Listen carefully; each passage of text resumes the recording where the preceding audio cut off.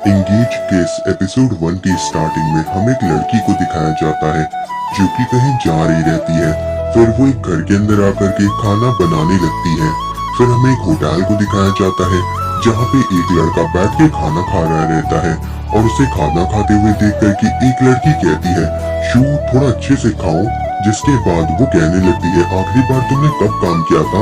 तो फिर शू कहता है, अयानो, इंसान की जिंदगी काफी ज्यादा छोटी होती है। फिर अयानो कहने लगती है, उसने उसे समझाया था कि उसे इस तरीके से शो ऑफ नहीं करना चाहिए जब वो खुद के लिए खाना तक नहीं खरीद सकता। तो फिर शू कहता है, ये उसकी जिंदगी है, वो डिसाइड करेगा कि उसका फ्यूचर और उसका पास्ट क्या होगा। और इसीलिए शू ने अयानो की कंपनी को भी छोड़ दिया। जिसके बाद वो वहाँ से जाने लगता है। अयानो कहती है, तुम इस तरीके से भूख से ही मर जाओगे।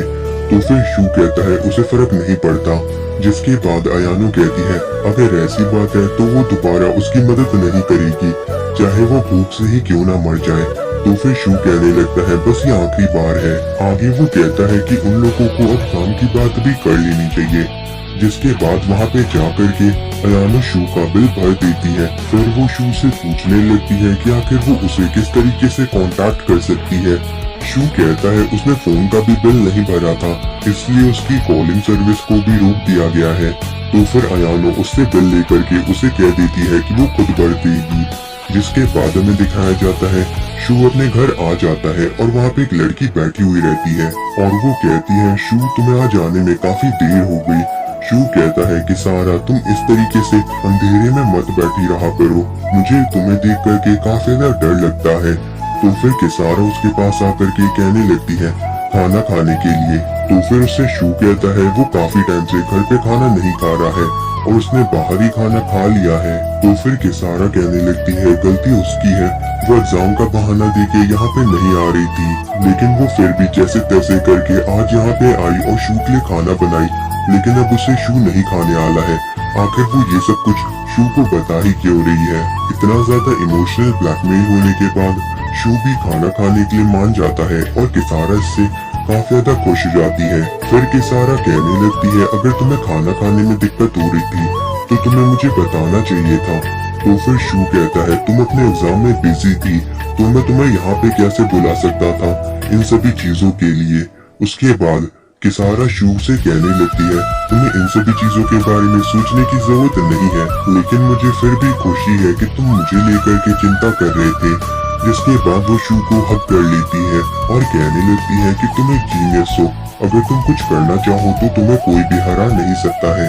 लेकिन फिर उसे एक लड़की की स्मेल आने लगती है, जिसे सुनकर के शू काफी ज्यादा डर जाता है और कहने लगता है वो सिटी में गया था, शायद इसीलिए उसके अंदर से वैसी स्मेल आ रही है। कि सारा फिर बर्तनों को साफ करने लगती है और कहती है, अच्छा वहाँ उन लोगों ने पानी नहीं बंद किया है। शू फिर कहने लगता है उसे जल्दी से जल्दी कोई ना कोई काम ढूंढना होगा। तो फिर किसारा कहती है, चिंता मत करो, मैंने सारी चीजों के लिए पैसे दे दिए हैं और मेरे पास थोड़ी सेविंग है जिनसे 1 महीने तक का काम चल सकता है, इसलिए तुम्हें चिंता करने की जरूरत नहीं है।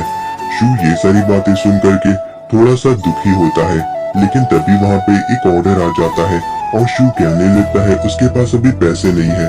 तो फिर किसारा उसके लिए पे करती है और वो सोचने लगती है अब उनके पास 1 भी रुपए नहीं है, वो लोग अब और ज्यादा गुजारा नहीं कर सकते हैं, अच्छा यही होगा कि वो लोग मर जाएं। फिर वो जहर की बोतल लेकर के अपनी फोटो खींचती है और उसे इंस्टाग्राम पे डाल देती है, जहाँ पे सिर्फ उसका एक ही फॉलोवर था। शू ये सारी हरकतें देख के कहने लगता है, मेरे को जैसे ही पैसे मिलेंगे मैं तुम्हें सारे पैसे लौटा दूंगा। तो फिर किसारा कहने लगती है, ये तुमने 1 महीने पहले भी कहा था और उससे पहले भी, और इस बार तो किसारा के पास खुद के रहने के लिए भी पैसे नहीं बचे हैं। तो फिर ये सुन के शू कहता है, अब बस देखती जाओ। जिसके बाद वहाँ पे काफी तेज रोशनी आती है। फिर शू एक अलग ही जगह पे पहुँच जाता है जहाँ पे और भी लोग बैठे हुए रहते हैं। वो सभी लोग अलग अलग कंपनी के लीडर और साथ ही साथ CEO रहते हैं। जिसके बाद वहाँ पे एंटी डीमन ब्यूरो के चीफ आ जाते हैं और कहने लगते हैं, अब इस सेशन को शुरू करने का टाइम आ गया है। देन हमें एक दूसरी जगह को दिखाया जाता है जहाँ पे कुछ लोग कह रहे रहते हैं, एक प्रेपरेटर यहाँ पे आ गया है और वो चारों चिल्ला चिल्ला के तबाही मचा रहा है। और फिर हमें उसकी एक झलक दिखाई जाती है जिसके ऊपर सभी मिलकर के फायरिंग कर रहे रहते हैं और सोच रहे रहते हैं आखिर वो है क्या। फिर वो सभी आपस में बात करने लगते हैं कि आखिर ये ह्यूमन ऐसा कैसे हो गया। और फिर हमें दिखाया जाता है कि उस इंसान की हालत काफी ज्यादा अजीब सी रहती है, जिसके बाद उसके अंदर से और भी ज्यादा एनर्जी निकलने लगती है और वो पूरी तरीके से एक डीमन में बदल जाता है। और फिर सभी लोग वहाँ से भागना भी शुरू कर देते हैं। तभी वहाँ का मालिक कहने लगता है डी हैजर्ड, यानी कि इसका मतलब है एक डीमन, है ना। तो फिर वहाँ पे एक दूसरा इंसान आकर के उसे भी वहाँ से ले जाता है और कहता है ये इम्प्रेस होने का टाइम नहीं है। फिर वहाँ का स्क्रीन बंद हो जाता है और फिर चीफ कहते हैं यही आज का केस है। फिर हमें उस प्रेपरेटर के बारे में बताया जाता है, जिसे देख करके सभी लोग कहने लगते हैं एक सी क्लास, यानी कि इससे पैसे कमाए जा सकते हैं। फिर एक दूसरा इंसान कहने लगता है वो लोग वहाँ पे जा करके काफी सारी तोड़ फोड़ कर सकते हैं। तो फिर वहाँ पे चीफ कहने लगते हैं एक सेकेंडरी रिक्वेस्ट भी है कि वहाँ पे जितना हो सके उतना कम डिस्ट्रक्शन किया जाए, क्योंकि वो बिल्डिंग एंटरटेनमेंट डिस्ट्रिक्ट के सेंटर के अंदर है और उसके चारों ओर काफी सारी दूसरी बिल्डिंग है। और साथ ही साथ जो जगह है वो सबसे लास्ट का फ्लोर है, यानी कि अगर उस जगह को ज्यादा नुकसान हुआ तो पूरी बिल्डिंग ही गिर जाएगी। फिर वो कहते हैं अब बिल्डिंग शुरू की जाए, जिसके बाद हमें दिखाया जाता है सभी में 1 लाख प्लस की ही बोली लगाई रहती है, लेकिन जो हमारा शू रहता है उसे सिर्फ 39,000 की लगाई थी, जिसके बाद वो उस बिड को जीत जाता है और सभी लोग काफी हैरान रहते हैं। शू कहने लगता है उस तरह के डीमन को हराना उसके लिए बाएं हाथ का खेल है। और फिर सभी कहने लगते हैं तुम्हारी जैसी छोटी और बेकार सिक्योरिटी कंपनी की वजह से ही हमारी सिटी की ये हालत है। तभी एक दूसरा इंसान भी कहने लगता है तुम बिल्कुल अपने फादर के जैसे हो, जिसके बाद शू वहाँ पे बाहर आ जाता है और अपने बॉस को फोन लगा के कहता है उसने सभी चीजों के बारे में पता कर लिया है, लेकिन वो उनकी मदद चाहता है ताकि वो आसपास की चीजों को टूटने से बचा सके। तो फिर उसकी बॉस उसे $35,000 मांग लेती है। आगे वो कहने लगती है तुम्हें इतने कम की बोली नहीं लगानी चाहिए थी। और फिर वो कहने लगती है मेरी बेटी ने जितने पैसे तुम पर खर्च किए हैं उसके हिसाब से तुम और कुछ भी नहीं कह सकते। तो फिर शू भी उनकी बात को मान लेता है। फिर वो फोन को काट करके अयानो से कहने लगती है तुम बस उसके साथ रहना और उसकी मदद कर देना। तो फिर अयानो कहने लगती है इन सभी चीजों में वो हर बार उसे क्यों घसीटती है। तो फिर उसकी मदर बिना कुछ कहे ही मुस्कुराने लगती है, जिसके बाद शू देखता है कि किसारा सो रही है और वहाँ से चला जाता है। उसके बाद वो उस जगह पे आ जाता है। तो फिर अयानो कहने लगती है तुम काफी लेट हो। तो फिर शू कहता है उसके पास पैसे नहीं थे इसलिए वो टैक्सी नहीं ले पाया। शू फिर आगे सभी लोगों से कह देता है कि वो लोग हमला तब करें जब वो उन्हें इशारा दे, और अगर वो लोग एक बार मेन टारगेट को हरा देते हैं तो उन्हें और कुछ करने की जरूरत नहीं रहेगी। फिर वो सभी लोगों से तैयार रहने को कहता है और वहाँ पे वो लोग देखते हैं कि उस डीमन ने अपने साथ और भी उसके मिनियंस को बुला लिया है, जिसके बाद सभी लोग उसके ऊपर फायर करके उसका ध्यान भटकाते हैं और शू उसके पीछे की साइड चला जाता है। तभी वो डीमन काफी ज्यादा ताकतवर हमला करने वाला रहता है, जिसकी वजह से वहाँ पे काफी तेज रोशनी होने लगती है और वो इसी चीज का फायदा उठा के शू के ऊपर हमला करता है। लेकिन तभी वहाँ पे किसारा आकर के अपनी स्वॉर्ड से उसे काट के रख देती है और कहती है तुम मेरी मदद के बिना कुछ नहीं कर सकते ना।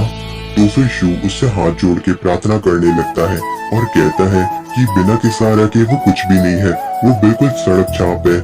जिसके बाद हमें दिखाया जाता है कि वो डीमन वापस से रीजनरेट हो गया है।